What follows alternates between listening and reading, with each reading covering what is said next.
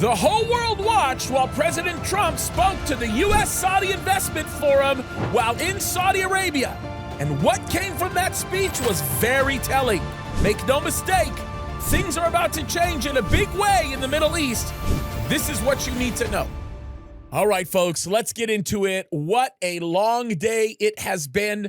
For those of you that are watching, you have no way of knowing this, but it is roughly 7:15 p.m. I am sitting here in my studio on Tuesday, which by the time you are watching this is 6 days prior, and I'm about to react live to the speech that President Trump gave to the U.S. Saudi Investment Forum while he was in Saudi Arabia. From what I hear, so many interesting things came out of that speech. And what we're going to do is we are going to go through that speech together. Now, I want to remind you how this works. This is my live reaction. You are going to see me interrupt the speech frequently. If you want to listen to President Trump speak uninterruptedly, I would go to the White House YouTube page and I would listen to him as he's doing it. But what I do here is based on analysis. You're going to see my reaction as it's happening. And because of that, there's going to be a lot of stopping, explaining, and talking through many of the things that are actually being said. So I know that there have been people who've come on and said, you interrupt too much, let the man finish. But that isn't the way we do things here. So if you don't like that style, I get it. Listen, I make lots of other videos and I love serving all of you. And sometimes it's not your cup of tea. I get it. I'm sorry for that, but I do know it comes through with a great benefit to so many other people. And I just want you to know that my hope and my prayer is that this will be useful to you, that you'll be able to take the input, make more of it, process it all. And for those of you that like to watch me on TV, well, this will be a long recording, okay? So let's get into it. This, my understanding is this was a speech where so much came out. So I fully intend to analyze this as much as possible, as well as react to it. There's a lot of stuff here. So with all that said, let's jump right into the video.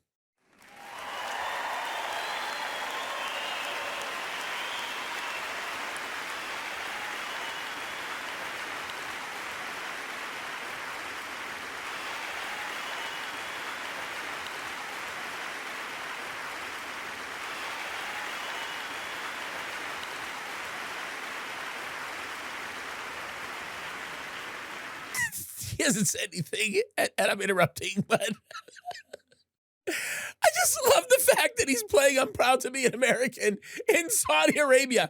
And the Saudis, notice this, they're standing up for him. They're taking pictures. Guys, they love him. The Saudis love him. I mean, I think it's hilarious to see that. We'll talk a little bit later as into why they love him so much. As a matter of fact, by now, I haven't recorded it yet, but by now, I will have already recorded my initial reaction to all of this. It was a video that got released on Thursday where I talk about this dynamic where the love that the Saudis have for the president comes from some very interesting dynamics, and a lot of people have not really necessarily explored. And it is interesting to see just this dynamic that exists between them. It's pretty remarkable.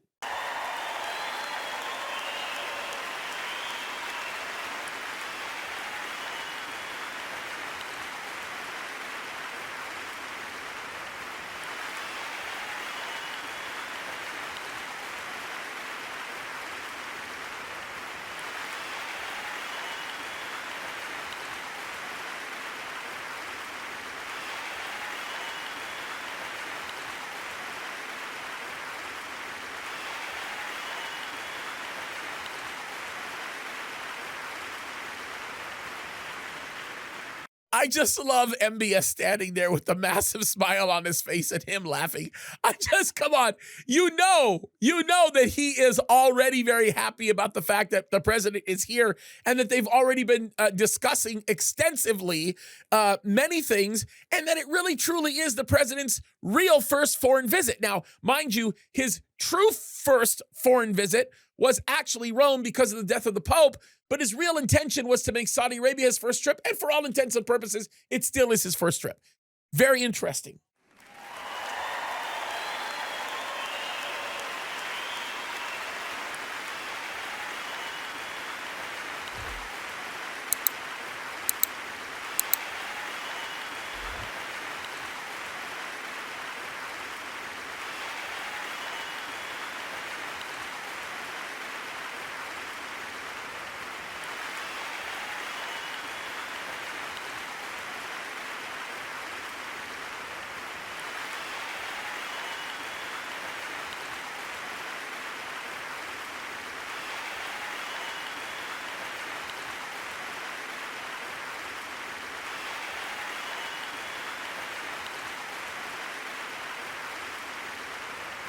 Did you notice how quick Mohammed bin Salman is clapping for him? I mean, come on, man. I'm sorry. I'm enjoying this a little bit, okay? I think this is good news all the way around, especially for Israel. It can become something extremely consequential. I don't know what he's going to say about Israel. I'm certain he's going to mention Israel. It should be interesting. Well, thank you very much. It's an honor to be here. What a great place. What a great place, but more importantly, what great people. I want to thank His Royal Highness, the Crown Prince, for that incredible introduction. He's an incredible man. Known him a long time now. There's nobody like him. Thank you very much. Appreciate it very much, my friend. And it's a tremendous honor to return to this beautiful kingdom and be welcomed back with such extraordinary generosity and warmth.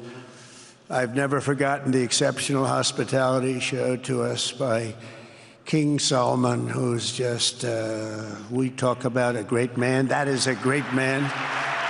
That is a great man, a great family. And that visit took place exactly 8 years ago. The graciousness of the royal family and the Saudi people is really unsurpassed, no matter where you go. Okay, so we have to stop and talk about this for just a second because it is consequential and very, very, very important.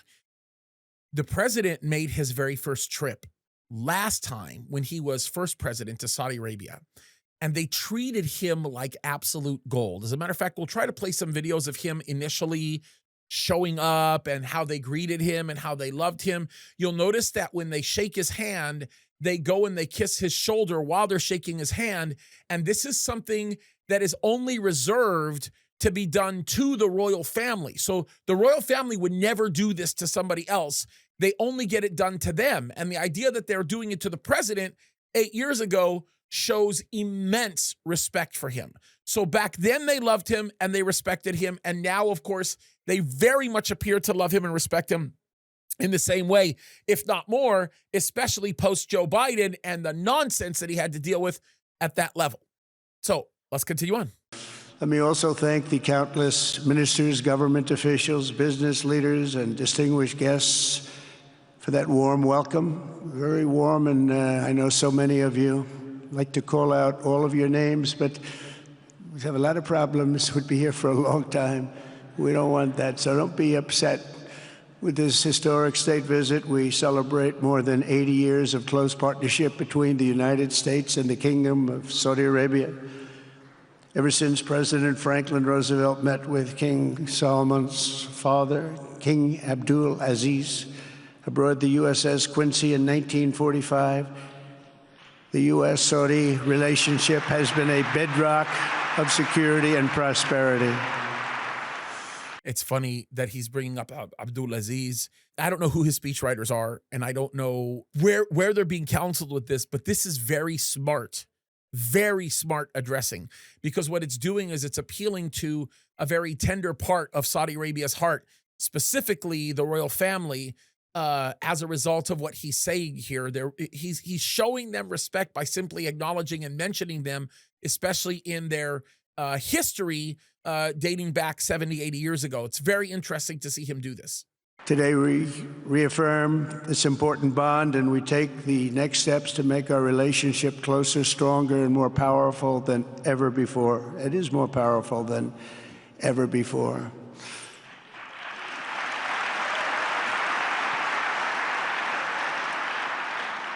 It's interesting. It's the first time I noticed that Elon Musk is sitting in the background.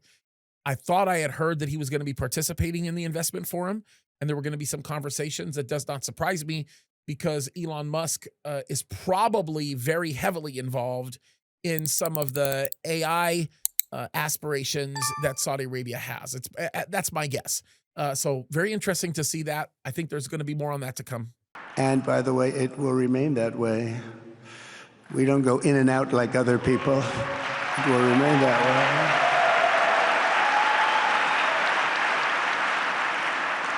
I've come this afternoon to talk about the bright future of the Middle East, but first let me begin by sharing the abundance of good news from a place called America. In less than 4 months, our new administration has achieved more than most other administrations accomplish in 4 years or even 8 years. We've actually done, for the most part, more. The day I took office, we inherited. Thank you. Thank you. By the way, you may notice something very interesting. When you see these people that are sitting down paired with our cabinet members, oftentimes what you're seeing is you're seeing the Saudi Arabian counterpart with it. So with Pete Hegseth, you're actually seeing Saudi Arabia's counterpart sitting by him. And it's kind of the way that works. It's a way in Middle Eastern culture to show respect and to honor the presence of these people. And also at the same time, it's a way to show that the United States of America is standing hand in hand, arm in arm with Saudi Arabia as a friend. And it very much solidifies the legitimacy of Saudi Arabia in the world forum, especially in the Middle East. This is a big deal, by the way, for this to be happening. The day I took office, we inherited a colossal invasion on our southern border, an invasion like you'd never want to see here. Nobody should ever want to see it. But within weeks, we slashed illegal border crossings to an all-time low, down 99.999%. That's good, even for this great gentleman standing right in front of me. That's a good number. By the way, I just want you to see that when the president looked at MBS and said, "This is good for you too," he said something to that effect regarding the border security. You need to understand that it's remarkably good for Saudi Arabia. The reason why is because the nefarious actors that were coming into the United States of America were people who also defied the interests of Saudi Arabia. They were looking to further some of the interests, at least the ones that are in the Middle East, some of the interests of Iran, proxies of Iran, who actually would have a very damaging effect on the status of Saudi Arabia and their security interests. Now, you might think, well, how does that really compute to that actually happening when you're looking at people coming into our border and not Saudi Arabia's border? Because the reason why they're coming into our border is to act nefariously against the causes of Saudi Arabia in the Middle East because of their relationship with the United States of America. This is very interesting because if you're going to put into danger the interests of Saudi Arabia, one of the ways you could do it is by infiltrating the United States and having an effect on many of the things put into play that contribute to the healthier relationship. So it is a very important point to note. We had hundreds of thousands of people. They came in at the same time last year. And last month, we had, in this massive border, 3 people that got in. That's quite a difference. And we have no choice but to get a lot of the people that came in because they were not the best people. They were, in many cases, very bad people. We're getting them out. We're getting them out very fast. We're bringing them back to where they came from. We have no choice. After years of military recruiting shortfalls, enlistments in the U.S. Armed Forces are now the highest in 30 years because there is such an incredible spirit in the United States of America. We have tremendous spirit again. Just about a year ago, it was a big story, front page on every paper all over the world, that nobody wanted to enlist in our military, meaning we were way under enlisted. And just last week it came out that we had the strongest enlistment. They say 30 years, but probably it's maybe ever. They don't go back that far. It's the best, and that includes police officers, firemen, everything else. Is a great spirit in the United States right now. A brand new poll from Rasmussen just showed that the number of Americans who believe the nation is on the right track, they have a right track, wrong track, is now the highest in over 20 years. And it hasn't been anything like this because for many years it was the wrong track. And I can tell you for the last 4 years it was definitely the wrong track, but it's the highest it's been in many, many years. We renamed the Gulf of Mexico into the Gulf of America. That was very popular, other than perhaps with Mexico. And most importantly for the people in this room, the days of economic misery under the last administration are rapidly giving way to the greatest economy in the history of the world. We are rocking. The United States is the hottest country, with the exception of your country, I have to say, right? I'm not going to take that on. So I do want to say this. He mentions the Gulf of Mexico because prior to him going to Saudi Arabia, he has been pushing the idea of referring to the Persian Gulf as the Arabian Gulf. Now, that's something that has not changed for thousands of years. It's always been referred to as the Persian Gulf.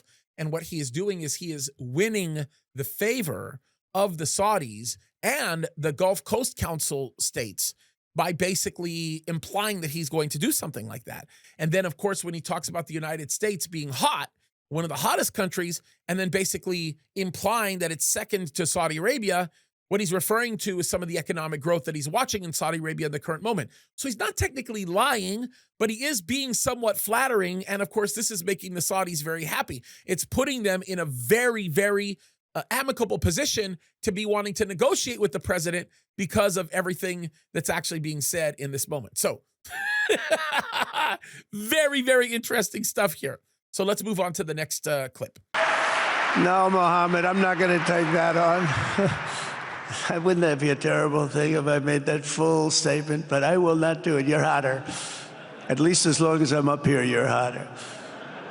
But groceries, gasoline, energy, and all other prices are down with no inflation. We have no inflation, and in a few short weeks, we've created 464,000 brand new jobs. Think of that. It's almost 500,000 jobs created just in a matter of weeks. We just reached a historic trade agreement with the United Kingdom, and over the weekend we reached a breakthrough agreement with China.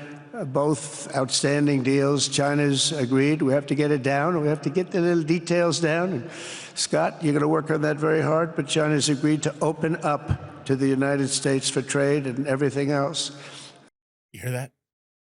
China's agreed to a deal. Look, when the president chooses to tell everybody about all the wonderful things happening in the United States of America, get it out of your head. Tell this to people who would say otherwise.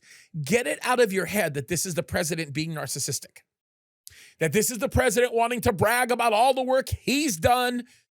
What the president is doing is he is instilling within the minds of a group of investors in his country that his country is doing better than any other country, which is in essence solidifying their confidence in the fact that the United States is the most investable place to go to. He's telling everybody that he won against China, and he's making it very, very clear that the United States is moving in the best direction it's ever moved in before. That's what we're watching right now.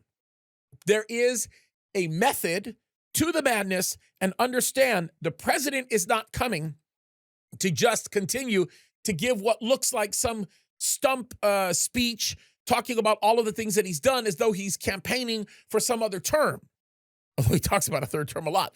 The one thing that I will say is that what he's doing here is he is talking about the accomplishments because he wants people to continue to grow in confidence regarding the relationship opportunities, the security opportunities, and in their minds, most importantly, the economic opportunities. Remember, these are the most influential people in the Middle East.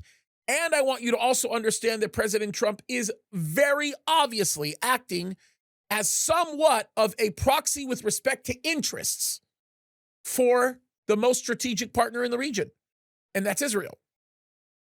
This is important. And for some people, that's not going to make sense, and it's not going to really calculate.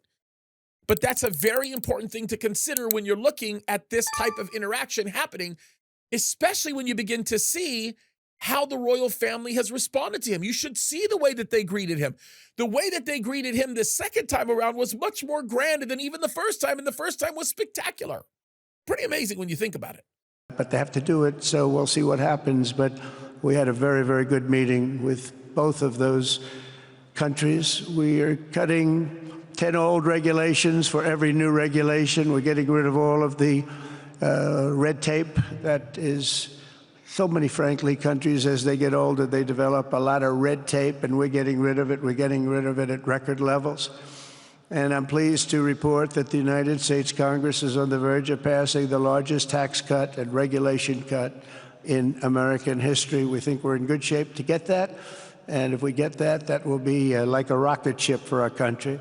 Which, by the way, they are going to be successful in doing that. I just want everybody to know that is going to happen. And the reason why that's going to happen is because the president, in a very brilliant strategy, has just made it to where if the Democrats reject this, or any of the mainline Republicans reject it, they will basically be saying that they are rejecting the opportunity for something that they've all been trying to do for 80 years. There is nothing in that bill that would be worth them rejecting under that auspice. So that's kind of an important thing. And then the American people are going to be very happy because of the removal of tax obligations with overtime and tips. That's going to encourage more investment on a lot of levels, and that is going to build and grow the quality of the businesses that are being ran here in the United States of America. Lots of stuff here. In the first quarter of the year, the investment in America was up an astounding 22%. More than $10 trillion of new investments have been announced or are coming just since the election on November 5th. So think of that. In a very short period of time, we have over $10 trillion, and it could be much higher than that. Not everybody comes to the White House to have a news conference that they're going to be opening up in America, but they're all coming in at numbers that we've never seen before. If you take a look at other presidencies, they wouldn't do $1 trillion sometime in years. We did this in essentially 2 months because you have to say we got into office and they gave me about a month to clean up and fix up the Oval Office, and after that we started working, and the money is pouring in, the jobs are pouring in, the companies are pouring into our country like we've never seen before. There's never been anything like it, and we let other people tariff us into losing a lot of money and a lot of jobs, and now we're tariffing them, and it's at a level that nobody's seen. It's a level that is making us a very much different country and a very different Republican Party. We won a tremendous victory in November. We won all 7 swing states, the popular vote by millions and millions of votes. The Electoral College, we won by 312 to 226. Remember, they said, well, we could get to 270. No, we got to 312. That's a big difference. And very importantly, we won counties throughout the United States, 2,660 to 451. That's why when you look at a map, they're all red. The whole country is red. Red stands for Republican. So I just want everybody to understand, this isn't him bragging about his win. Now, there might be some of that happening, but you have to understand one of the most consequential aspects of so much of what fell apart after Trump was no longer allowed to be in office. I'm going to put it that way. I'm not going to say lost the election. Was the fact that the Gulf Coast states, specifically the Gulf Coast Council states, lost their confidence in their ability to maintain security because of Joe Biden's nonsense. And as a result, it caused them to take on a all for myself attitude. It was no longer a we work as the collective. It was kind of a, you know what? I'm worried about my security concerns. I'm not cooperating with the United States here. Every progress we would have made is gone because I don't know if I'm going to be left out to dry, hung to dry. And so, of course, at this time, they're thinking about things that happened in Libya. They're thinking about the Arab Spring. They're thinking about the Syrian civil war. They're thinking about things going on with Iran in the current moment. They're thinking about in essence, the reestablishment of the JCPOA. All of these terrible things. President Trump is saying, I won with extreme popularity, so I'm not going to be facing the kind of political opposition that will put to bed the very things that we're seeking to do with you here in this place. That's what he's doing. And I want everybody to understand that is the method to the madness that you're watching with the president right now. It's actually brilliant. It's a smart way to go here, and I understand why he's doing what he's doing. From the moment on and from the moment we started We've seen wealth that just poured and is pouring back into America. Apple is investing $500 billion. NVIDIA is investing, and I see my friend is here, Jensen. That's very good, wherever you may be. I thank you very much, because he's putting in $500 billion. TSMC is investing. By the way, I should note this as well. He's mentioning NVIDIA, and NVIDIA is actually there, as well as some other people in this investment forum, because NVIDIA is going to sign, if they have not already, a massive multi-billion-dollar deal with Saudi Arabia for utilization of some of their chips for AI. Okay? So all of this is happening all at once. It's a very interesting synergy. Where is Jensen, by the way? Where is he? He's standing here. Where is he? I just saw that. Thank you very much, Jensen. I mean, Tim Cook isn't here, but you are. What a job you've done. He said he's got 99% of the chip market. I don't know. That's a big, that's not easy to beat. But what a job you've done. Thank you. We are proud to have you in our country. You know that. Thank you for the investment. TSMC is investing $200 billion, and with this trip, we're adding over $1 trillion more in terms of investment into our country and buying our products. And, you know, nobody makes military equipment like us. We have the best military equipment, the best missiles, the best rockets, the best everything. Best submarines, by the way. Most lethal weapon in the world, in addition to purchases of $142 billion of American-made military equipment by our great Saudi partners, the largest ever. $142 billion deal with Saudi Arabia. Why does that become consequential? It becomes consequential because Russia automatically takes a blow as a result of that. If they're spending $142 billion on American defense weapons, that means a significant percentage of what they were investing in Russia is now gone. That weakens Russia's position, especially coming out of a very difficult war footing related to Ukraine, and then causes Russia to start talking very openly with the United States to fill any gaps they may need to fill because of the economic barriers that they're about to enter into. This is big, folks. This is consequential. It also puts Israel in a very unique position, perhaps one that would be strikingly beneficial, because the Yemeni Houthis function less consequentially as it relates to their activities against Saudi Arabia, because I can guarantee you with that arms deal is also going to create an agreement that Saudi Arabia can defend themselves from the south, and it's probably going to put Iran on notice even more consequentially. These are my initial ideas, my initial thoughts. It's interesting. This week, there are multi-billion-dollar commercial deals with Amazon, Oracle, AMD. They're all here. Uber, Qualcomm, Johnson & Johnson, and many, many more. So I want to congratulate everybody. So many great business executives, many of you, most of you I know. And they're coming in, you know, about a month ago. They weren't that happy when they saw me. And now they're saying, sir, you're doing a great job. Thank you very much. It's amazing what a rising market will do. Oh, it's going to get a lot higher. In fact, I told people 5 weeks ago, this is a great time to buy. I got criticized for that. Now they don't criticize me anymore. People should have listened.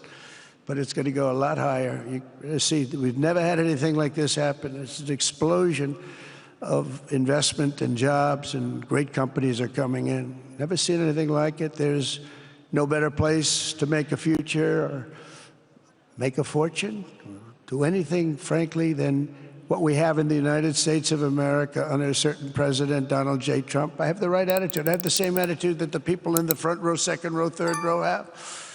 As you get back, perhaps they start to wane a little bit in terms of their view, but they understand. And again, he's not trying to brag about his ability as a president. He's trying to tell them that he has the same business acumen as them. He's trying to say he understands what they're doing, because his whole life has not been being some governmental, afterthought. That in essence, what he's been is he's been a man who has made and built many businesses successfully. It's just important to understand that. We're doing what a lot of smart people would do, and we're not necessarily being politically correct. You saw what we did yesterday with healthcare. We've cut our healthcare by 50 to 90%. You're going to see drugs and pharmaceuticals come down at numbers that nobody has ever seen. And drugs, pharmaceuticals, we think will be dropping. And it'll be a redistribution of costs with other nations, which really took advantage of a very nice group of people that ran our country. But not only is this a time of incredible excitement in the United States, it's also an exhilarating period right here in the Arabian Peninsula. Beautiful place, by the way, beautiful place. Exactly, thank you. Exactly 8 years ago this month, I stood in this very room and looked forward to a future in which the nations of this region would drive the forces of terrorism and extremism, drive them right out of existence, and take your place among the proudest, most prosperous, most successful nations anywhere in the world as leaders of a modern and rising Middle East. So exciting, so exciting. Mohammed, you sleep at night? How do you sleep? Huh? Just think it.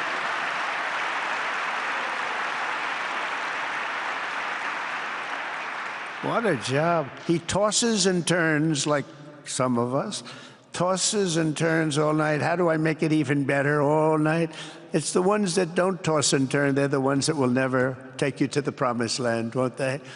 But you have done some job. True. He's smart. He's publicly flattering Mohammed bin Salman. I mean, it's a smart thing to do. It's a smart thing to do. But critics doubted that it was possible what you've done. But over the past 8 years, Saudi Arabia has proved the critics totally wrong. The transformation that has occurred, even by these incredible business leaders. I mean, you had the biggest leaders in business anywhere in the world standing right before us. But the transformation that has occurred under the leadership of King Salman and Crown Prince Mohammed has been truly extraordinary. Such a thing has, I don't think, ever happened before. I've never seen anything at that scale happen before. And I guess, maybe you could say the United States is doing pretty well too, but I don't think too many people have seen that happen before. Majestic skyscrapers, the towers that I see, the difference between now and 8 years ago. And 8 years ago was very impressive, but the towers that I see rising, some of the exhibits that I was shown by Mohammed, what I've seen there is just an amazing, it's an amazing process, amazing genius of so many people, architecture, but I have a feeling I know where many of those ideas came from. Happens to be sitting right in this room right before me, but the towers and all of the different, I've seen a lot of different towers. I didn't think there's any version of a tower that I haven't seen in one form or another. I just passed 4 exhibits. I have never seen anything like any of them. So it's going to be very exciting. And they sit among the ancient wonders of a growing and exciting city. It's really amazing. Riyadh is becoming not just a seat of government, but a major business, cultural, and high-tech capital of the entire world. The World Cup is here. Johnny, just stand up, Johnny. Johnny, thank you, Johnny. The World Cup. So look, notice how happy this makes MBS, how he's laughing and smiling and giving a standing ovation, because MBS is trying to take the focus off of Jerusalem because of the rise in scholars that are speaking the truth about the Quran, about the fact that there are no extant manuscripts that predate the 9th century. You have a situation where so much of the claims of the Quran do not relate to Mecca as a lot of people have traditionally understood it to mean. And when I say Mecca, I'm talking about the Mecca of the Arabian Peninsula, not the Mecca near Damascus. Just saying. And he knows it. So MBS is trying to put a different type of attention on Saudi Arabia. He's trying to make it more consequential and significant for other reasons. Then he will bring in the discussion of Islam under a new light and in a new way. And I think he's going to be successful at doing it. But what that's going to end up translating to is a literal, word-for-word fulfillment of Bible prophecy when we see Ezekiel 38 happening, for a lot of reasons.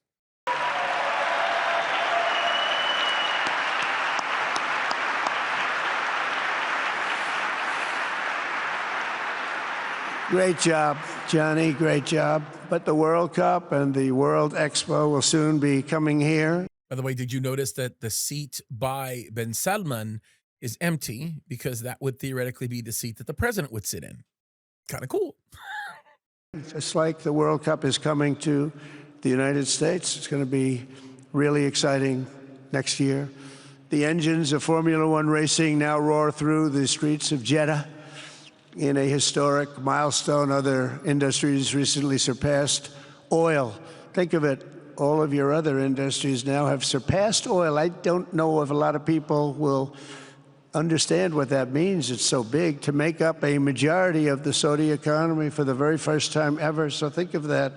Other industries are now bigger even than oil, which is always going to be a big monster. It's a big one.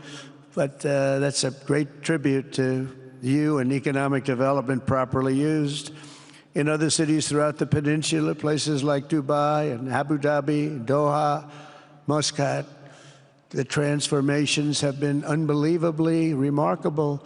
Before our eyes, a new generation of leaders is transcending the ancient conflicts of tired divisions of the past and forging a future where the Middle East is defined by commerce, not chaos, where it exports technology, not terrorism, and where people of different nations, religions, and creeds are building cities together, not bombing each other out of existence. We don't want that.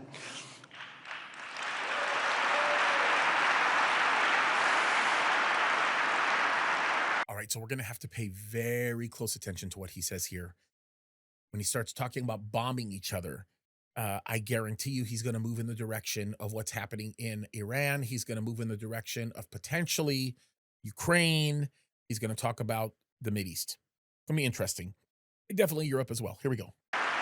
And it's crucial for the wider world to note this great transformation has not come from Western interventionists or flying people in beautiful planes giving you lectures on how to live and how to govern your own affairs. No, the gleaming marvels of Riyadh and Abu Dhabi were not created by the so-called nation builders, neocons, or liberal nonprofits like those who spent trillions and trillions of dollars failing to develop Kabul, Baghdad, so many other cities. Instead, the birth of a modern Middle East has been brought by the people of the region themselves, the people that are right here, the people that have lived here all their lives, developing your own sovereign countries, pursuing your own unique visions and charting your own destinies in your own way. It's really incredible what you've done.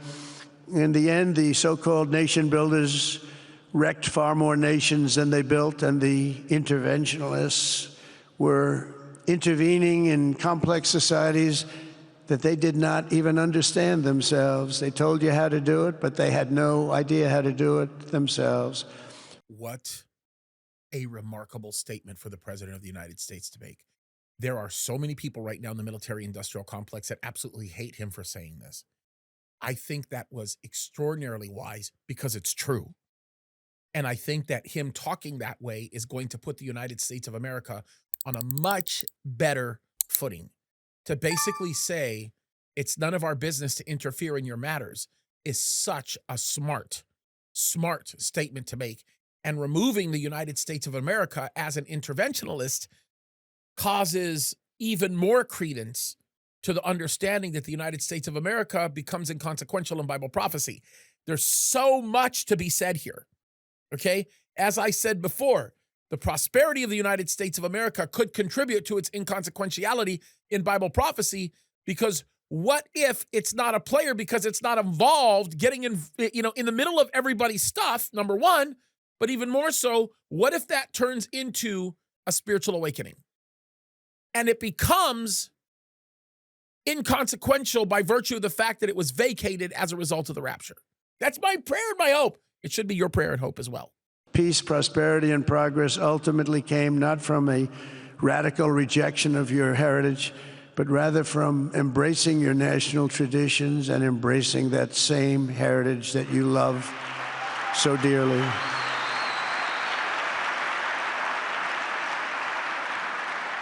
And it's something only you could do. You achieved a modern miracle, the Arabian way. That's a good way.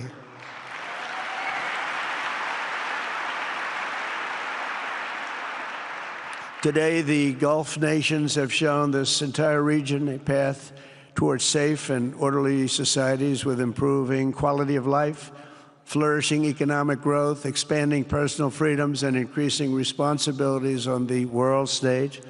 After so many decades of conflict, finally it is within our grasp to reach the future that generations before us could only dream about, a land of peace, safety, harmony, opportunity, innovation, and achievement right here in the Middle East. So beautiful. It's such a beautiful thing that's happening. I guess, the people that are here can't even really appreciate it, because you see it happening, and it's when you come to a place that you haven't seen in 5 years or 10 years or 20 years that it's even more incredible.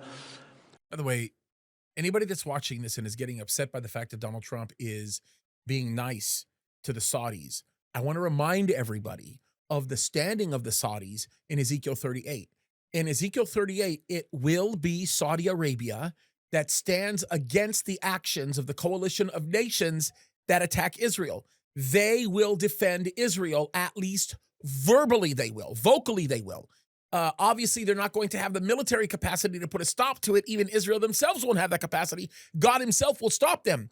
But this fits Bible prophecy, because Saudi Arabia being friendly to Israel is something that we know is going to happen. So if you see Saudi Arabia being blessed, do not look at that as a bad thing necessarily. I just want everybody to understand that, okay? This is critical to recognize. When I left office just over 4 years ago, that future seemed almost impossible, what you've done. Together we had obliterated the killers of ISIS. We wiped them out, terminated its founder and leader, al-Baghdadi. We had healed the divide in the Gulf Cooperation Council, it's a very big deal, and united the nations of the region to stand against the enemies of all civilization. We'd imposed unprecedented sanctions on Iran and starved the regime of resources to fund terror. They were unable to fund anything because they had no money left. They had no money. But the new administration came in and let them have a lot of money, and you saw what happened. It was not money well spent. And with the historic Abraham Accords that we're so proud of, all the momentum was aimed at peace, and it aimed very successfully. It's been an amazing thing, the Abraham Accords, and it's my fervent hope, wish, and even my dream that Saudi Arabia, a place I have such respect for, especially over the last fairly short period of time, what you've been able to do, but we'll soon be joining the Abraham Accords. I think it'll be a tremendous tribute to your country, and it will be something that's really going to be very important for the future of the Middle East. I think that's really important that he's doing this. So for the people that say that the president has turned his back on Israel, there's no way he turns his back on Israel and says, it's my hope and my dream that you join the Abraham Accords. Okay, I just want everybody to understand that, because the Abraham Accords translates to Israel. And keep this in mind. When he says Abraham Accords now, he is not introducing the delusion of Palestinian statehood. That is not a factor here. It's very important to point that out. I took a risk in doing them, and they've been an absolute bonanza for the countries that have joined. The Biden administration did nothing for 4 years. We would have had it filled out. But it will be a special day in the Middle East with the whole world watching when Saudi Arabia joins us. And You'll be greatly honoring me, and you'll be greatly honoring all of those people that have fought so hard for the Middle East, and I really think it's going to be something special. You'll be greatly honoring me, and Guys, do you understand that he's putting his own neck on the line? Saying you'll basically greatly be honoring me if you honor Israel. That's what he's basically doing. That's super huge, folks. But you'll do it in your own time, and that's what I want, and that's what you want, and that's the way it's going to be. When I left office, the only thing still standing between this region and its unbelievable potential was a small group of rogue actors and violent thugs seeking constantly to drag the Middle East backward and into havoc, mayhem, and indeed into war. Unfortunately, instead of confronting these destructive forces, the last U.S. administration chose to enrich them and empower them and give them billions and billions of dollars. The Biden administration, the worst administration in the history of our country, by the way, spurned our most trusted and longstanding Gulf partners, and I can say partners worldwide, one of our great partners, no matter who we look to, and we have great partners in the world, but we have none stronger and nobody like the gentleman that's right before me. He's your greatest representative.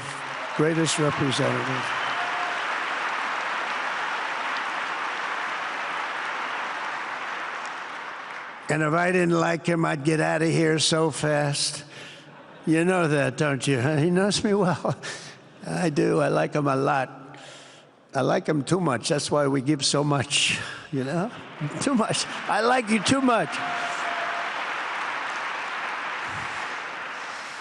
I appreciate the fact that he is being very careful about his relationship with MBS, because it may be one of the most consequential relationships in the Middle East right now. Very, very important. The only relationship that is more consequential is the one that we have with Israel. Hands down, it's the most important relationship in the world. There is no more important relationship than that one. Let's go on to see what he says. Looks like he's just talking about lifting sanctions. Well, we'll see what this one's about. Great guy. They lifted sanctions on Iran in exchange for getting nothing, and sent the regime tens of billions of dollars to fund terror and death all over the world. And they laughed at him. They laughed at our leader. And they're still laughing at our leader. They thought him a fool. And they made nothing but trouble ever since, including the funding of October 7th, one of the worst days ever in the history of the Middle East. Horrible day. Biden removed the Houthis from the list of foreign terrorist organizations, even while missiles and drones were being launched right here at your beautiful city of Riyadh, and launched at ships if they happened to be sailing in the wrong location. Which, by the way, I feel vindicated over this, because I kicked and screamed about the Houthis being taken off the terror list. It was the biggest mistake, probably the most consequential mistake that Biden made in his first few days. He made many more consequential ones, in some cases even more so than this one, which was a pretty bad one, because it ruined the relationships that we had in the region, and it did so many problems. And, you know, as President Trump is having this conversation right now with these people, the Houthis fired a missile right over this location. It's shocking when you think about it. The Biden administration's extreme weakness and gross incompetence derailed progress toward peace, destabilized the region, and put at risk everything we had worked so hard to build together. And when you think of the great achievements that you've made, to do it in light of a pretty hostile administration, an administration that was not a believer, it makes your achievements even greater. Makes them even greater. You know that. By the way, I admire what the president is doing in acknowledging the failures of the Biden administration, or the Biden regime, as I would call it. He has to do that. If he cannot aptly demonstrate to the Saudis and the rest of the world that he is keenly aware of the mistakes from 4 years ago, or from the last 4 years, that almost completely destroyed the efforts of Western civilization in these areas, then there would be no hope for reconciliation. There's no hope for remediation. You can't fix it if you can't acknowledge what the problem was in the first place. And that's an important thing that he's doing here. But in a few short months since taking office, we have achieved the swift return of American strength at home and abroad, Now working with the vast majority of people in this region who seek stability and calm, our task is to unify against the few agents of chaos and terror that are left and that are holding hostage the dreams of millions and millions of great people. The biggest and most destructive of these forces is the regime in Iran, which has caused unthinkable suffering in Syria, Lebanon, Gaza, Iraq, Yemen, and beyond. There could be no sharper contrast with the path you have pursued on the Arabian Peninsula than the disaster unfolding right across in the Gulf of Iran. No way you can see he's leaning favorably towards Iran when he's calling them the biggest problem. That should answer anybody's concerns when he speaks of Iran like this. I'm very happy to hear the president saying this right now. I'm extremely happy to hear the president saying this. Think of that. They wanted to name it that. I said, they're not going to let them do that. Do you mind if I stop that? I stopped it. We're not going to let that happen.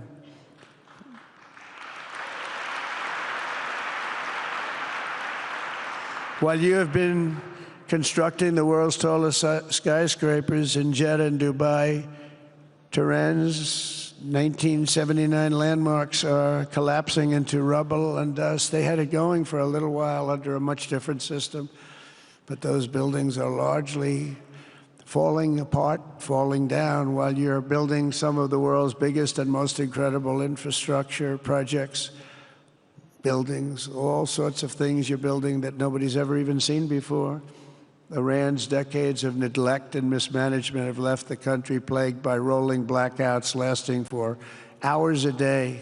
All the time you hear about it. While your skill has turned dry deserts into fertile farmland, Iran's leaders have managed to turn green farmland into dry deserts as their corrupt water mafia, it's called it the water mafia, causes droughts and empty riverbeds. They get rich, but they don't let the people have any of it. And then, of course, there's the key difference at the root of it all. While the Arab states have focused on becoming pillars of regional stability and world commerce, Iran's leaders have focused on stealing their people's wealth to fund terror and bloodshed abroad. Most tragic of all, they have dragged down an entire region with them. Countless lives were lost in the Iranian effort to maintain a crumbling regime in Syria. Look at what happened with Syria. In Lebanon, their Hezbollah proxies have pillaged the hopes of a nation whose capital, Beirut, was once called the Paris of the Middle East. Can you imagine? All of this misery and so much more was entirely avoidable, absolutely avoidable. And Mohammed knew that. He knew that. Smart people knew that. If only the Iranian regime had focused on building their nation up instead of tearing the region down. Yet I'm here today not merely to condemn the past chaos of Iran's leaders, but to offer them a new path and a much better path toward a far better and more hopeful future.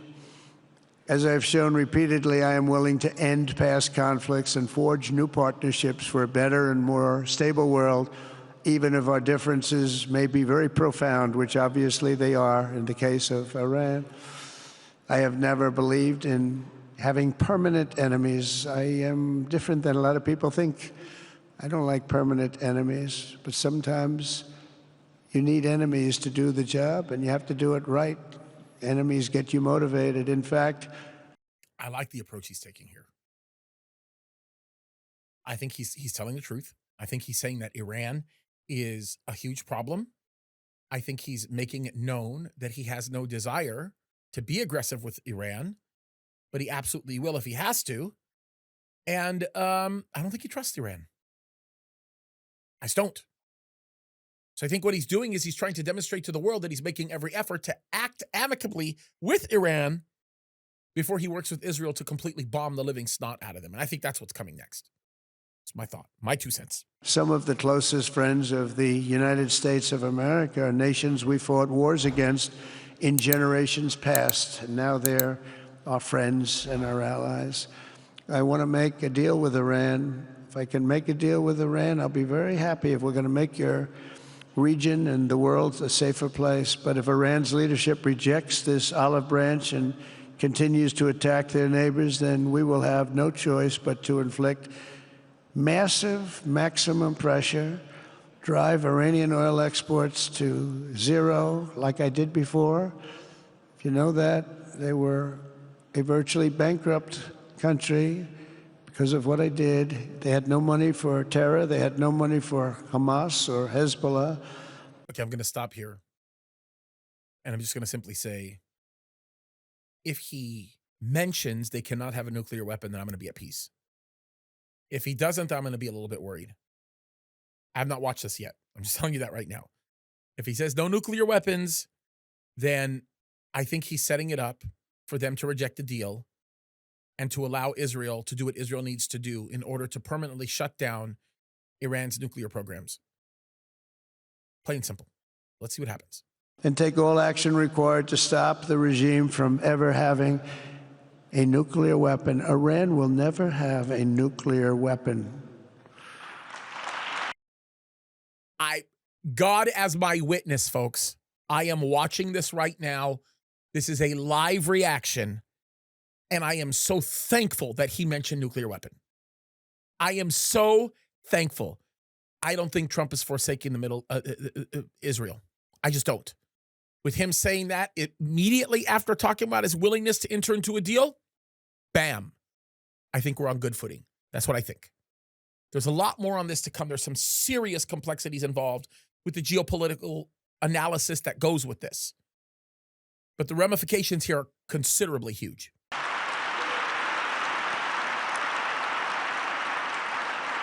But with that said, Iran can have a much brighter future, but will never allow America and its allies to be threatened with terrorism or nuclear attack. The choice is theirs to make. We really want them to be a successful country. We want them to be a wonderful, safe, great country.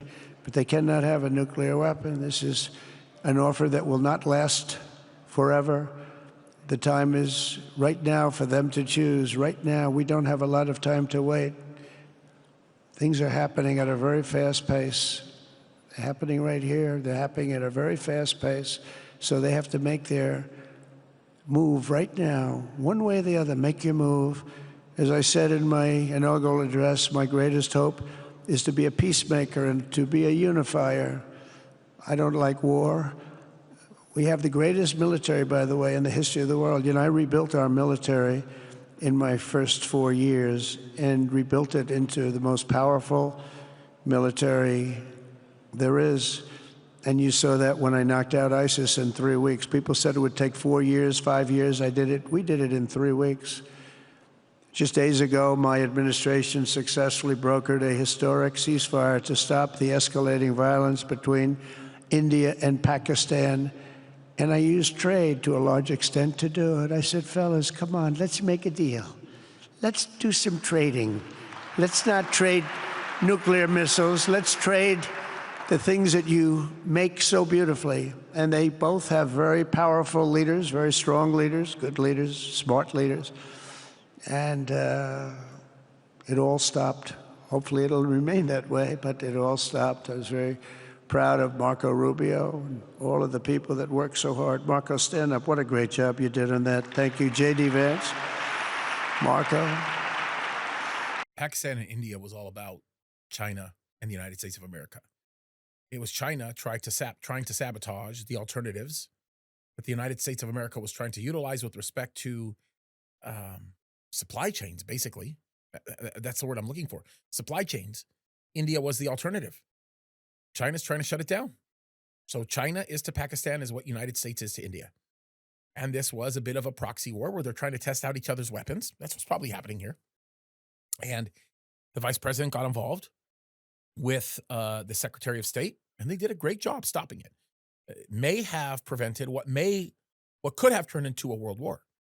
Very important. The whole group worked with you, but it was a great job. And I think they're actually getting along. Maybe we can even get them together a little bit, Marco, where they go out and have a nice dinner together. Wouldn't that be nice? But we've come a long way, and it could be, millions of people could have died from that conflict that started off small and was getting bigger and bigger and bigger by the day. I've also been working relentlessly to end the terrible bloodshed between Russia and Ukraine, and very importantly, talks are being held in Turkey later this week, probably on Thursday, and they could produce some pretty good results. Our people are going to be going there. Marco's going to be going there. Others are going to be going, and we'll see if we can get it done. 5,000 people, young people for the most part, soldiers from Ukraine, soldiers from Russia. They're not from here and they're not from the United States, but they're souls. They're souls. I think usually, mostly, they're young, beautiful souls that left their parents waving goodbye, left their brothers and sisters. Goodbye, I'll see you soon. And they got blown to pieces. 5,000 on average a week are dying. And people are dying elsewhere in the region, but tremendous numbers like we haven't seen since World War II are dying. And I want to stop it. I want to stop it. It's a horrible war. Would have never happened if I were president. That's a war that would have never happened. October 7th would have never happened if I were president, because Iran had no money to pay Hamas or anybody else. They had no money. They were not looking to take care of them. They had to take care of themselves. They had no money. I'm glad that he's mentioning October 7th. I think that's really important here. We stopped their oil effectively with the embargoes and sanctions. But let me take this opportunity to thank the Kingdom of Saudi Arabia for the constructive role that you've played in facilitating the Ukraine talks. And it really is, you've been amazing. You've made everything available to us. Thank you very much. Thank you. And if we get that settled, we'll pay a special tribute to what you've done. You really did lay a great groundwork. Thank you very much. Appreciate it. The West should not be dragging itself backward into another endless war in Europe, yet another endless war. We should stop the killing and work together to address the biggest long-term threats as one unbeatable team. Think of us as an unbeatable team. I mean, when you look at what you've done here, that's much more difficult than stopping stupidity. Think of it. It's stupidity. What you've done is much more difficult, and you did it better than anybody else has ever done it. As President of the United States, my preference will always be for peace and partnership whenever those outcomes can be achieved. Always. It's always going to be that way. Only a fool would think otherwise. In recent years, far too many American presidents have been afflicted with the notion that it's our job to look into the souls of foreign leaders and use U.S. policy to dispense justice for their sins. They loved using our very powerful military, and now it's really the most powerful it's ever been. We just are getting a budget approved, $1 trillion, highest budget we've ever had in history for military, $1 trillion. And we're getting the greatest missiles, the greatest weapons. And, you know, I hate to do it, but you have to do it because we believe in peace through strength. You have to have the strength, otherwise bad things could happen. But hopefully we'll never have to use any of those weapons. Seems to be an awfully big waste of money if you're never going to use them, but hopefully we'll never have to use them, because the destructive power of some of those weapons are like nobody's seen before. I believe it is God's job to sit in judgment, my job to defend America, and to promote the fundamental interest of stability, prosperity, and peace. That's what I really want to do. Folks, I just have to say how much I appreciate the fact that the President of the United States is respected in a way where people understand he will use the power that he has, if he has to, in order to accomplish the purposes that are necessary to effect peace. That's a good place to be in. Remember, even in the case of Ezekiel 38, we are going to see a condition of peace before that happens. So all of this seems to all be falling into place. I will never hesitate to wield American power if it's necessary to defend the United States or to help defend our allies.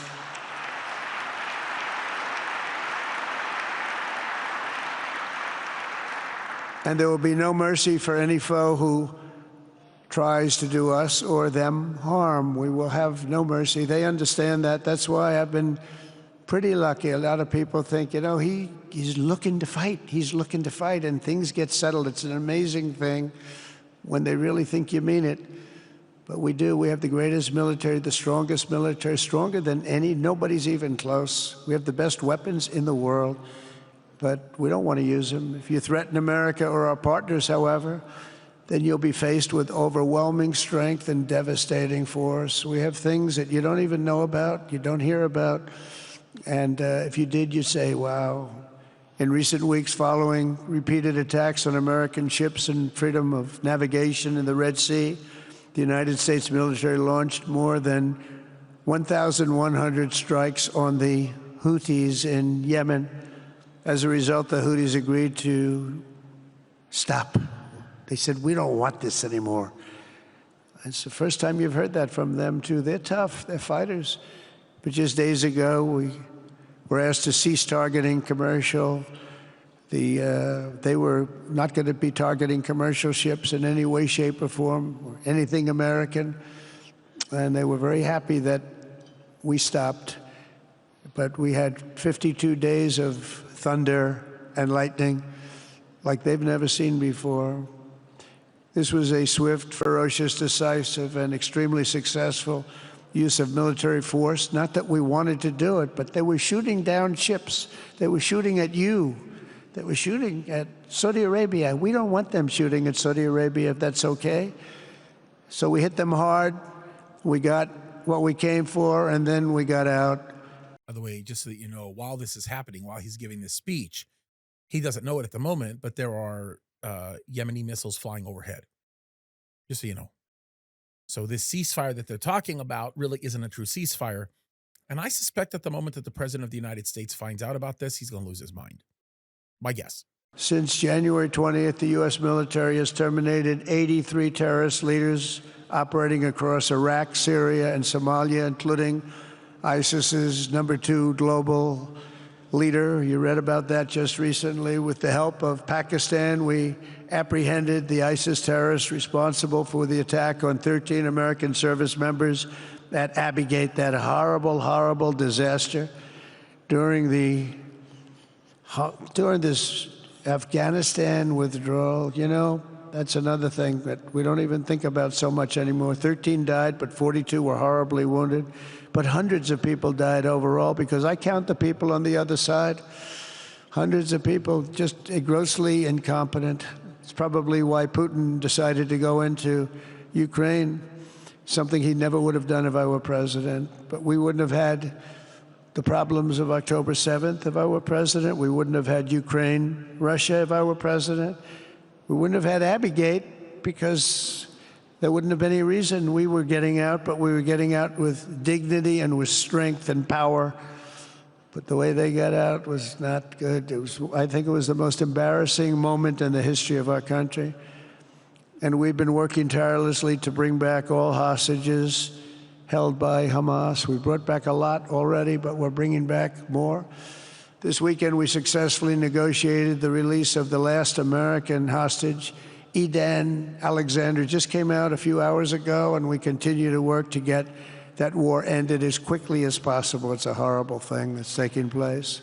All civilized people must condemn the October 7th atrocities against Israel, which would never have happened again if you had probably a different president, but definitely if you had me as president. The people of Gaza deserve a much better future, but that will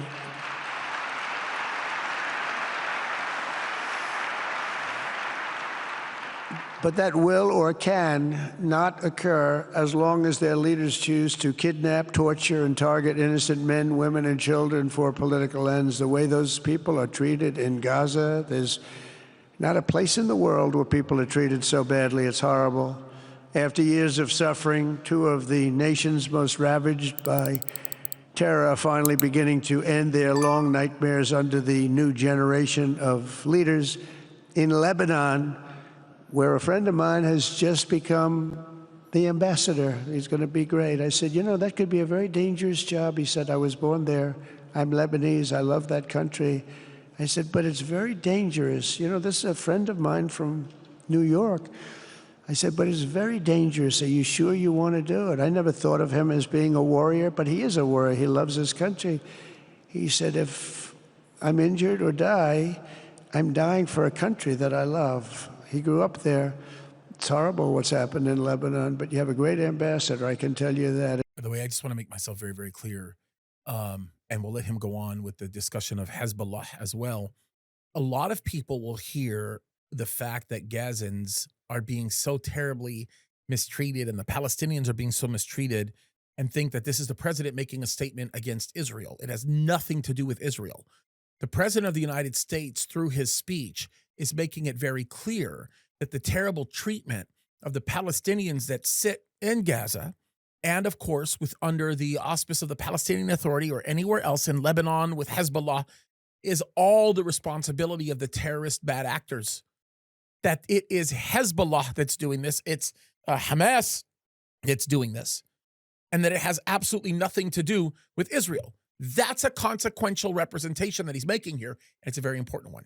In Lebanon, which has been endlessly victimized by Hezbollah and their sponsor, Iran, a new president and prime minister have brought the first real chance in decades for a more productive partnership with the United States, and we're going to work with their new ambassador and everybody else, Marco, and we're going to see if we can really help them out and let them get over that very high grid that they're going to have to get over.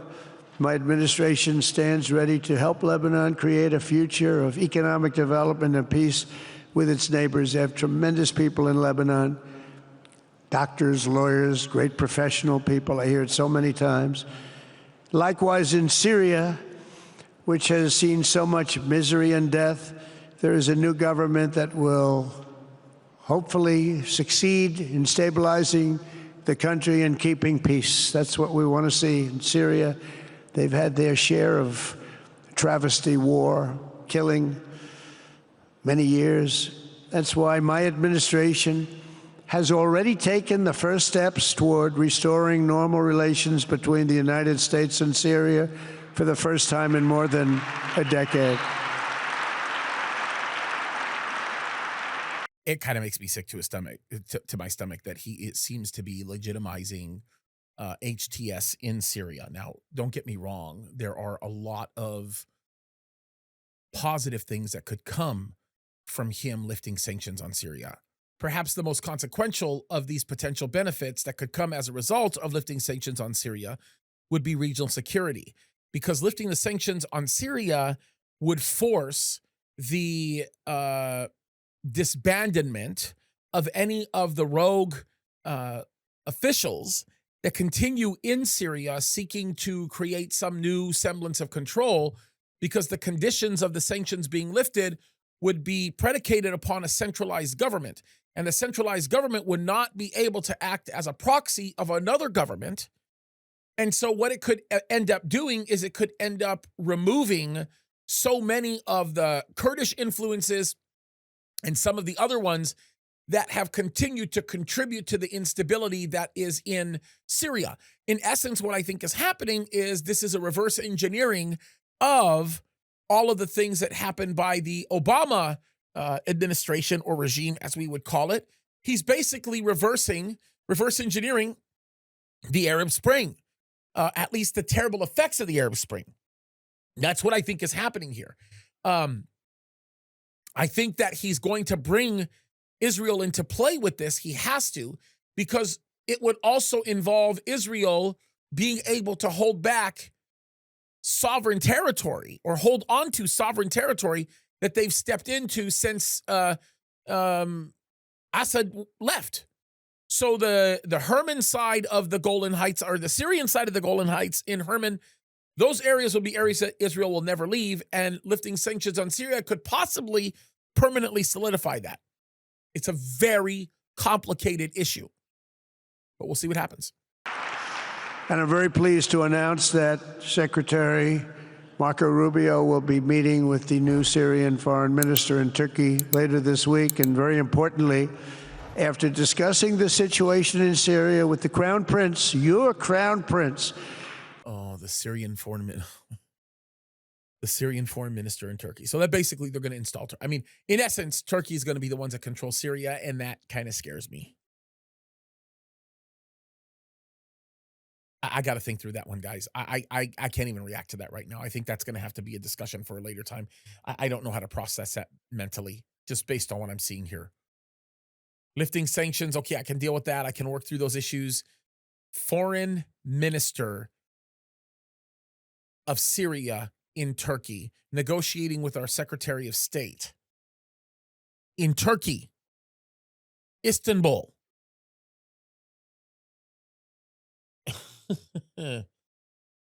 Yeah, I don't know how to handle that one right now. I got to think through that. I don't want to just fly off the handle and just say this is going to compute to this, and that. I have to think through that one for a second. That one's kind of like, poof. I don't know.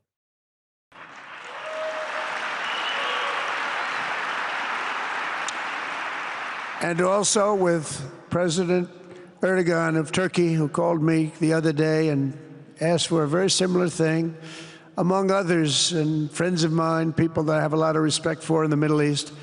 I will be ordering the cessation of sanctions against Syria in order to give them a chance at greatness. Lifting sanctions on Syria by the request of Erdogan. No, it sounds like the expansion of Turkey to me, is what it sounds like.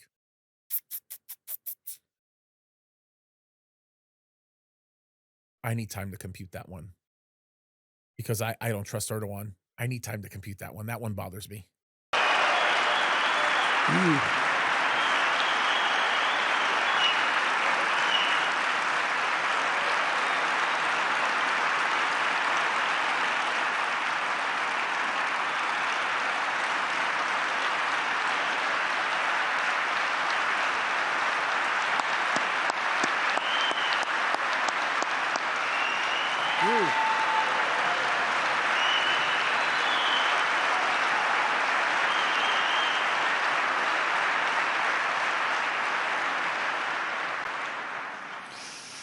I know why Saudi Arabia is clapping. Saudi Arabia is clapping because it amounts to guaranteed much greater security for them. And the reason why it amounts to much greater security are the reasons that I had just explained. It makes a substantial difference in the Saudi Arabian world because of the breaking up of all of the factions that exist within Syria that oftentimes function as proxies of Iran to go against the causes of Saudi Arabia, specifically with the relocating of many of their people in the southern portion of the Arabian Peninsula. That is a huge, huge weight off the shoulders of those in Saudi Arabia. Oh, what I do for the Crown Prince. Oh, what I do for the Crown Prince. So again, my guess is the president is seeing this as a greater opportunity for Saudi Arabia than it ever would be for Turkey. And that would make sense. That would make sense. It's kind of his way of basically saying, I'm giving more credence to this for Saudi Arabia, but it still scares me, and I still need to process what I'm hearing right now. This is a lot. The sanctions were brutal and crippling and served as an important function, nevertheless, at the time. But now it's their time to shine. It's their time to shine. We're taking them all off, and they're going to have, I think they're going to have, based on the people and the spirit and everything else that I'm hearing about. So I say good luck, Syria. Show us something very special like they've done, frankly, in Saudi Arabia, okay? They're going to show us something special. Very good people. Everywhere we can, my administration is pursuing peaceful engagement, offering a strong and steady hand of friendship to all that will take it in good faith. Together, we have made unprecedented strides and tremendous progress, and we're still just at the dawn of the bright new day that awaits for the people of the Middle East, the great, great people of the Middle East. If the responsible nations of this region seize this moment, put aside your differences and focus on the interests that unite you, then all of humanity will soon be amazed at what they will see right here in this geographic center of the world. It really is. It's like a center of the world and the spiritual heart of its greatest faiths For the first time in 1,000 years, the world will look at this region not as a place of turmoil and strife and war and death, but as a land of opportunity and hope, just like you've done right here, a cultural and commercial crossroads of the planet. Security and stability will lift millions into lives of safety and success, and the nations of this region will be free to realize your highest destinies, honor your proud histories, harness amazing new opportunities, and bring incredible glory to Almighty God. People will come from all over the globe to be inspired by the cities you build, the businesses you create, the technologies you invent, and the beauty, talent, and potential you unleash right in the hearts of your citizens. Each of you will be able to take tremendous pride in the legacy you will leave to your children, because you will have given them the ultimate blessings of prosperity and peace, so important. In the United States, we've launched the golden age of America. It's the golden age. We see it. We see it with all that money, trillions and trillions of dollars pouring in, hundreds of thousands of jobs coming in with it. And with the help of the people of the Middle East, the people in this room, partners throughout the region, the golden age of the Middle East can proceed right alongside of us. We will work together. We will be together. We will succeed together. We will win together. And we will always be friends.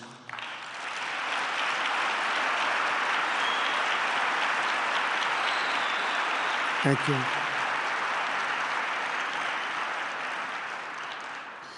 So, Mohammed, I want to thank you again very much for having me. And as a representative of what I think is the greatest nation in the world, we are with you all the way, and you have a tremendous future. Thank you very much. And please pay my respects to your father. Thank you very much. Thank you.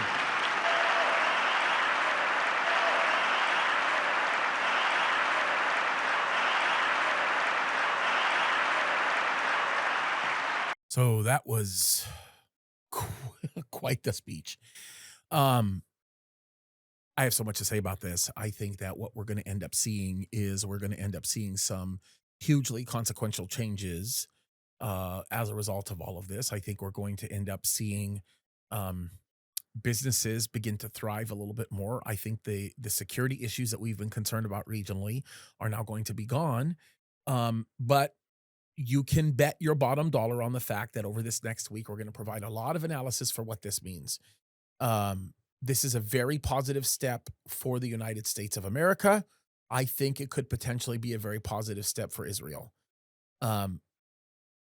My tendency is to want to freak out just a little bit because I personally, in this moment, am trying to compute many of the things that I'm seeing or hearing. So I'm going to have to refrain from comment until I can actually process some of that, especially with the Syrian issues and with Iran. That's a lot easier one to be looking at. But I think we are looking to some positive things to come as a result of this. So with that said, we're going to get into this a little bit deeper over this week. We'll do some analyzing of it in our live show that you'll see tomorrow. And we'll release some more videos discussing all of this as we go into the next few weeks, because we're going to really see the rubber meeting the road, and we're going to learn more about what's actually happening. By the time you watch this, I mean, Iran may already be in big trouble, okay? More trouble than it's already in. I don't know. We'll see, and then we'll come back to you with some of the analysis on it, okay? I love you guys. Here's a thing to remember, and I think it's a very, very important thing to remember. As a matter of fact, I'm going to read this. In our live show, we have lots of people that participate that are just really, really amazing people. And they comment, they make all kinds of comments in the live show. And there was one that was made that really touched me and blessed me. And this is Brad Brunn. He's a pastor that's further east away from us. A really smart man, very gifted brother, very dear. He's on my research team. And he said this, and I think it's a very special statement that he made when we were discussing all this stuff on our live show last week. He said, as I have listened to you all speak today, I see two things. Number one, God is in control. And number two, things are being set up to occur just as the Bible says. Boy, is that true. Those are a set of words that resonate with me in such a powerful way, and that's something we can all look forward to. God is going to do what he says he's going to do. He's in control, right? And the Bible tells us the plan, tells us the roadmap, and it's all going to be fulfilled. It's exciting stuff. So with that said, keep looking to the Lord, keep seeking him. May God richly bless you guys, and keep fighting the good fight. Love you guys.